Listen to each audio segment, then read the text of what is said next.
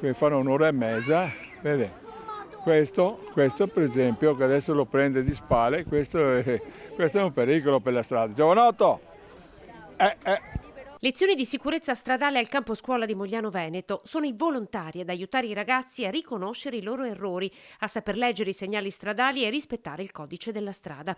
Una strada sempre meno a misura di bicicletta e che i ragazzi, qui si parte fin dall'infanzia, devono imparare a conoscere. Conoscere le norme della sicurezza, sperimentarle sul campo, principalmente in un ambiente protetto ed insieme ai loro amici e compagni e a persone competenti che possono intervenire in qualunque situazione, ma soprattutto dare anche la normativa corretta. I ciclisti sono più esposti rispetto agli altri utenti della strada e quindi una volta che succede un sinistro con un ciclista le conseguenze sono molto maggiori rispetto a uno che per esempio è dentro un'auto. Questi piccoli cittadini devono crescere nel rispetto di se stessi innanzitutto, degli altri e dell'ambiente che li circonda. Polizia locale che entra nelle scuole e segue le lezioni di sicurezza al campo che da 20 anni apre agli istituti con lezioni di sicurezza e quiz finali.